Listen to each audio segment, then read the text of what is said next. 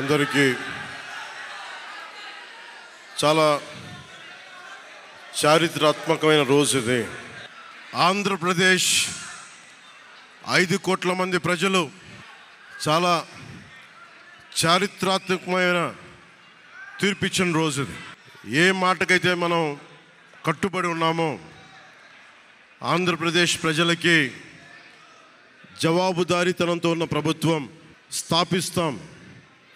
ఏ మాట మీద అయితే మనం చెప్పామో కూటమి ప్రభుత్వం ఆ మాటను నిలబెట్టుకుంటుంది. ఈరోజు మీ అందరికీ జనసేన పార్టీ ఆఫీస్ కేంద్ర కార్యాలయం నుంచి ఈ వేదిక నుంచి ఒకటే చెప్తా ఉన్నాను మీ అందరికీ, వైసీపీ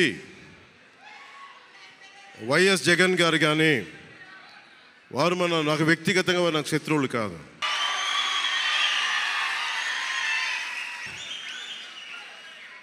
ఓడిపోయారు కదా అని చెప్పి వారిని ఇబ్బంది పెట్టడానికో హింసించడానికో ఈ విజయం కాదు.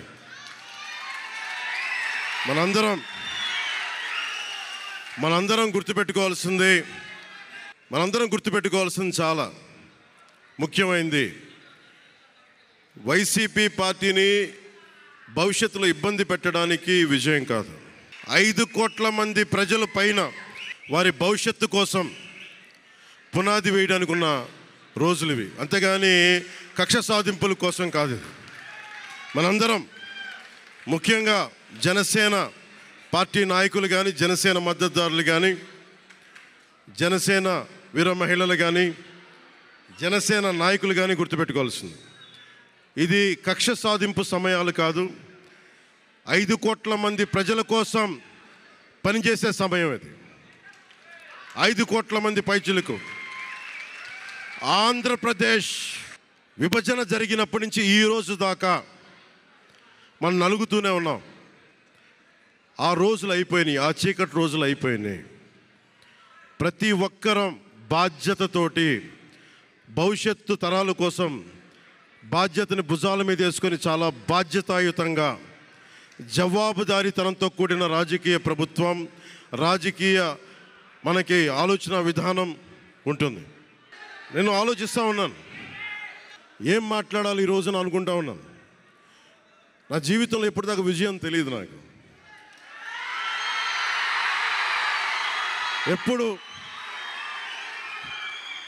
ఎప్పుడు ఒకే ఒకసారి సినిమాల్లో ఉన్నప్పుడు తొలి ప్రేమ అనే విజయం చూశాను.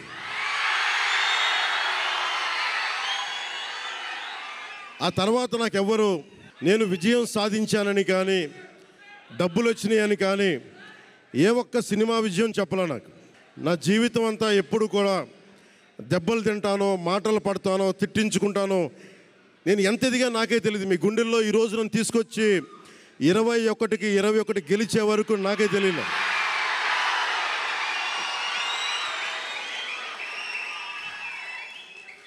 భారతదేశంలో 100కి 100% కొట్టామంటే జనసేన.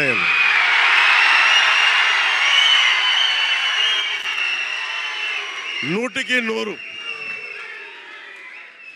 ఇది అంటే నేను ఎందుకు ఈ విజయం జనసేన లేదంటే మన జన సైనికులు, వీర మహిళలో జనసేన నాయకులది కాదు, కేవలం వారిదే కాదు, 5 కోట్ల మంది ప్రజల ఆకాంక్షదే. మార్పు కావాలి, పాలన మారాలి. ఇవన్నీ చాలామంది కోట్లాది మంది ప్రజల ఆకాంక్ష. ఈరోజు ప్రజలు ఇచ్చిన తీర్పు ఇది. మనందరికీ చాలా జాగ్రత్తగా ఉండాల్సిన సమయం ఇది. కక్ష సాధింపుల సమయం కాదు ఇది. ఆంధ్రప్రదేశ్ భవిష్యత్తుకి బలమైన పునాది వేసే సమయం ఇది. అన్నం పెట్టే రైతుకి అండగా ఉండే సమయం ఇది. రక్షణ లేని ఆడబిడ్డలకి రక్షణ కల్పించే సమయం ఇది. ఆడబిడ్డల్ని, మహిళల్ని వారి కాళ్ళ మీద వాళ్ళు నిలబడగలిగేలా చేసే సమయం ఇది. నేను ఈరోజు ప్రభుత్వ ఉద్యోగులు కూడా మాటిస్తున్నాను, కాంట్రిబ్యూటరీ పెన్షన్ స్కీమ్ నేను చెప్పాను, నేను బాధ్యత తీసుకున్నాను. ఏరు దాటాక తెప్ప తగలేసే రకం కాదు నేను. కాంట్రిబ్యూటరీ పెన్షన్ స్కీమ్ దానికి సరి సమానంగా అది కానీ మీకు న్యాయం వచ్చేలాగా సంవత్సరంలోపు తీసుకొస్తాను అని మాట ఇచ్చాం. తీసుకొచ్చి తీరుతాం, ఆ మాట మీకు ఇస్తున్నాం. మెగా డిఎస్సి నోటిఫికేషన్ విడుదల చేయించే బాధ్యత మనం తీసుకుందాం. యువత విలవిల్లాడిపోతూ ఉన్నారు, యువత నలిగిపోతూ ఉన్నారు. మీ చదువులకి తగ్గ ఉద్యోగాలు కానీ, మీ స్కిల్స్ని పెంపొందించి మీకు ఉద్యోగాలు కానీ, నేను మీకు చెప్తున్నాను, నాకు చాలా పెద్ద బాధ్యత ఇచ్చారు ప్రజలు. ఈ రోజున మామూలు బాధ్యత ఇవ్వాల. గెలిచింది, పోటీ చేసింది 21, 2 పార్లమెంట్లు గెలిచింది 100%. కానీ బాధ్యత ఎంత ఉందంటే 175 సీట్లు మనమే గెలిస్తే ఎంత బాధ్యత ఉందో అంత బాధ్యతతో మేము పనిచేస్తాం. యువత నలిగిపోయి నేను మర్చిపోలేదు. ఆడబిడ్డలు ఇబ్బంది పడిపోయారు, మేము మర్చిపోలే. సగటు మధ్యతరగతి మనుషులు నలిగిపోయారు. రోడ్లు వెయ్యలా, గుంతలు వేశారు, అరాచకం చేశారు. అవన్నీ శాంతి భద్రతలు చాలా చాలా బలంగా ఉంటాయి, మీకు నేను మాటిస్తున్నాను. అతి తక్కువ వ్యవస్థల్లో రాజకీయ ప్రమేయం చాలా తక్కువ ఉండేలాగా, అధికారుల్ని వారి పని చేసుకునేలాగా ఈ ప్రభుత్వం ఉంటుంది, కూటమి ప్రభుత్వం ఉంటుంది.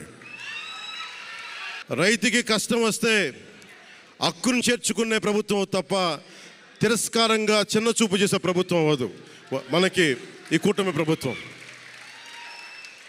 నాకు రాజకీయాలు డబ్బు అవసరం లేదు. నేను మీకు మళ్ళీ చెప్తున్నాను, మీకు నేను డబ్బుల కోసం, పేరు కోసం రాజకీయాల్లోకి రాలేదు. మీలాగా నలిగిపోతారు చూసారా ప్రతి ఒక్కళ్ళు. సగటు మనిషి మాకెవ్వడు ఉండడేంటి, నా కులం లేదు, మతం లేదు, నా కష్టాన్ని ఎవరు చూడరేంటని ప్రతి ఊర్లో ఉండే ఒక సగటు మనిషి అనుకుంటాడు. ఆ మనిషి కష్టాలు నేను చూసిన వాడిని. ఆ మనిషికి భుజం కాయడానికి నేను వచ్చాను రాజకీయాల్లో. 2019లో ఓడిపోతే నా మానసిక స్థితి ఎలా ఉందో ఆ రోజున, ఈరోజు గెలిచినప్పుడు కూడా నా మానసిక స్థితి అలాగే ఉంది. అంతే ధైర్యంతో ఉన్నా. గెలుపు నాకు బాధ్యత ఇచ్చింది కానీ అహంకారం ఇవ్వలేదు, రాదు. ఇంకా భయం వేసింది. అందరూ నాకు శుభాకాంక్షలు తెలియజేస్తూ ఉంటే నాకు భయం వేసింది. ఎందుకంటే ఇల్లు అలకగానే పండగ కాదు ఇది. ఇల్లు అలకగానే పండగ కాదు, చాలా చాలా బాధ్యత కూడుకున్నది. భీమవరం, గాజువాక 2 చోట్ల ఓడిపోయినప్పుడు ఈ రోజున ఇంతమంది ఉన్నారు. ఈ రోజున, ఆ రోజున నా పక్కన నన్ను నమ్ముకున్న కొద్దిమంది తప్ప. కానీ నాకు ఒకటే అనిపించింది, నేను పరాజయం చూసి భయపడను, ఓటమి చూసి భయపడను. ఓటమి నాకు బలం ఇస్తుంది, ఓటమి నాకు ఉత్సాహం ఇస్తుంది అనుకున్నాను. దేనికి అంటే నేను ఒకటే నమ్మాను. చిన్నప్పుడు తిరుపతిలో యోగా నేర్చుకుంటున్నప్పుడు ఒకటే నమ్మాను, ధర్మో రక్షితి రక్షితః అని. నువ్వు ధర్మాన్ని నమ్మితే ధర్మం రక్షిస్తుంది అని. ఎప్పుడో ఒక 30 సంవత్సరాలు ఇంకా ముందే, 18-19 ఏళ్ళప్పుడు చదివితే, ఈ రోజున ధర్మం కోసం నిలబడ్డాం. ధర్మం కోసం నిలబడితే ధర్మం ఈరోజు మనంటే నిలబడింది. అందుకని మనస్ఫూర్తిగా ఏ శక్తి అయితే కనిపించని ఆ పరాశక్తి, కనిపించని ఆ దేవుళ్ళందరికీ కూడా ఈరోజు నేను కృతజ్ఞతలు తెలియజేసుకుంటాను. మనస్ఫూర్తిగా మీ అందరికీ పిఠాపురం ప్రజలందరికీ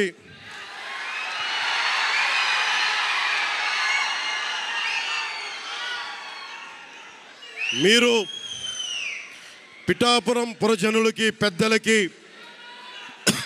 ఆడపడుచులకి, అక్క చెల్లెలకి, యువతులకి, కథం తొక్కిన యువతకి, కథం తొక్కిన జన సైనికులకి, జనసేన నాయకులకి, తెలుగుదేశం నాయకులకి, తెలుగుదేశం శ్రేణులకి, తెలుగుదేశం నాయకులు వర్మ గారికి, వారందరికీ కూడా నా ప్రత్యేక కృతజ్ఞతలు తెలియజేసుకుంటా ఉన్నాను. మీరు పిఠాపురంలో పవన్ కళ్యాణ్ గెలిపించలేదు. కేవలం పిఠాపురం ప్రజలు పవన్ కళ్యాణ్ ఒక్కడిని గెలిపించలేదు, 5 కోట్ల మంది ప్రజల్ని గెలిపించారు మీరు.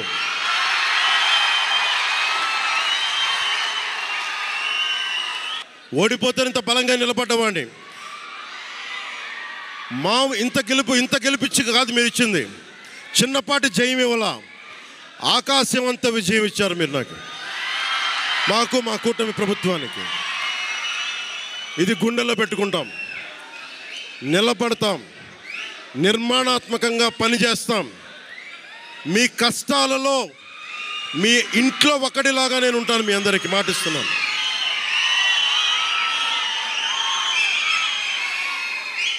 మీ ఇంట్లో ఒక్కడిగా, ఒకటే గుర్తుపెట్టుకోండి, మా ఇంట్లో మా కుటుంబ సభ్యుడు. నాకు కులాలకి, మతాలకి, ప్రాంతాలకి అతీతంగా ప్రతి ఒక్కరూ ఆలోచించాల్సింది, మా ఇంట్లో కుటుంబ సభ్యుడు పవన్ కళ్యాణ్. మా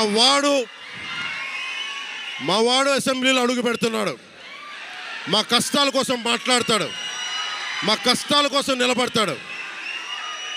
అది చేసి చూపిస్తాను. ప్రభుత్వం ఎలా ఉండాలి, అధికార యంత్రాంగం ఎలా ఉండాలి, రాబోయే రోజుల్లో మీకు అందరికీ చేసి చూపిస్తాం. మళ్ళీ ఒక 10 నిమిషాల తర్వాత మళ్ళీ వచ్చి మాట్లాడతాను.